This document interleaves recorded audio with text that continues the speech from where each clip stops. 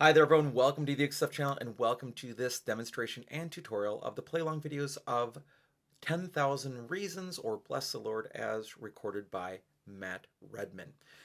This is a remake of the video that was originally released some time ago, and since that time I now create baritone resources and also the chord chart. So ultimately, as I remake videos for baritone, I'm often ending up remaking them for GCEA soprano, concert, tenor as well as putting the chord chart or tabs on my website as well. So what we're going to do in this video is, first of all, look at the chords you need for GCEA soprano, concert, tenor ukulele, then look at the chords you need for baritone DGBE ukulele, and then we'll talk about strumming. If you want to support the work on this channel, there are three things you can do. You can like the video, you can subscribe to the channel, and third, you can always buy me a cup of coffee to say thank you for making this content at buymeacoffee.com/UkeStuff. All right, let's begin with looking at the chords you need for GCEA soprano, concert, or tenor ukulele. The first chord is the C chord, then the G chord, then the D chord. Now you can play the D chord any number of ways. I usually play it by putting my first finger at the top of the third string, second fret, and my other two fingers around it in that same fret. That works for me. Some people do fingers 1, 2, and 3 in a row. Some people do fingers 2, 3, 4 in a row.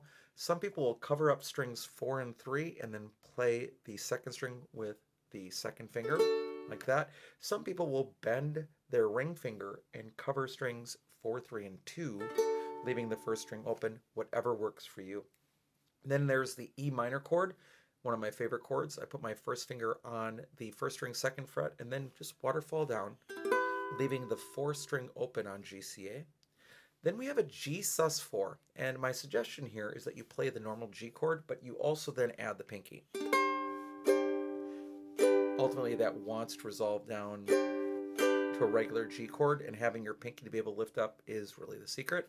And in a similar way, the next chord is the D sus4. You make a D chord, and I again make it with my first finger at the top of the third string, second fret, and the other two around it. But then I can put my pinky on the second string, third fret, and then lift it up if I need to. But that doesn't really happen in the song. Nonetheless, with the D sus4, which means that your fourth note of the scale is going to go down to the third, or at least that chord. So a little bit of dissonance there. And then an E minor 7 is used in the song quite a bit on GCEA, not really on baritone with baritone tuning.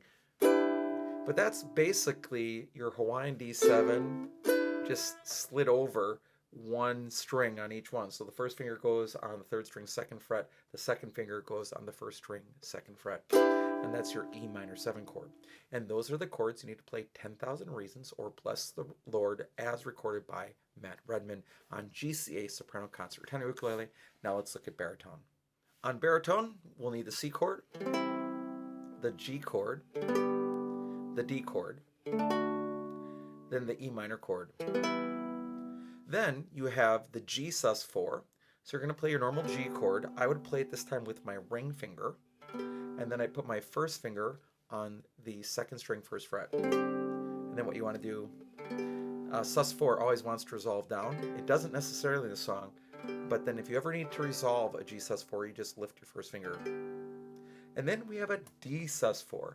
And in this case, I would suggest playing your normal D chord, but then add your pinky to the first string, third fret. And then if you need to resolve it, which again this song doesn't really do, you would just lift up your pinky. And that's the D sus4. And those are the chords you need to play 10,000 Reasons or Bless the Lord as recorded by Matt Redman on baritone DGBE ukulele. Now let's talk about strumming. Now as it comes to strumming, there are 3 rules to strumming. The first one is play the right chord at the right time. Second, play at the right tempo. And third, make sure that whatever you're strumming matches the style of music that you're playing. As long as you're doing those 3 things, you are right. There is not one single right answer for strumming. And in this song, it's going to mix it up a little bit. So I'll give you a couple ideas of things you can try, but it's really up to you to decide what you want to do where. And if you don't like these ideas, feel free to do something else. So let me just give you some ideas of what you can do here. The first one is a picking pattern. And what I would do is I would pick string 4, which is the one closest to you, string 2 and 1 all at the same time sort of like a claw motion, and then pick string 3. And you're going to alternate back and forth between those. So if I just play the C chord, it's going to sound like this. How about the G chord? How about the D chord? And that works really well. All you have to do is watch the timing of the chords, change your hands while keeping that picking position going, and that's going to work really well. Another one would be a down, down, up, down, down, up, down, down, up, down.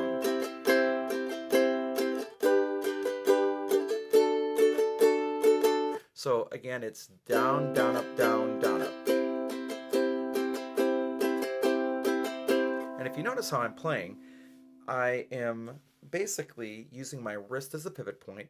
The finger points at me and then it points at the floor, and my hand never stops moving. So on that C chord,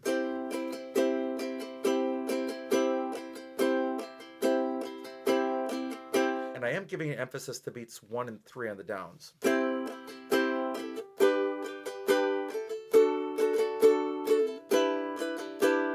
And that would be an E minor chord on baritone as well. So those strumming patterns are going to work really well for most of the song. Then the other thing you might have to do is occasionally just play a single strum. So, and oftentimes when I'm playing a single strum, I'll use my thumb so I get a really strong ring versus a, it doesn't really allow me to separate when I use my pointer finger like it does with my thumb, and I can't really dig in and make it nice and loud and steady across all 4 strings. So with those chords and with those strumming patterns or picking, whichever way you want to go, that's all you need to be successful on 10,000 Reasons or Bless the Lord, as recorded by Matt Redman. Thanks so much for joining me for this video. I hope you're having a great day, and I'll be back soon with some more Uke stuff for you.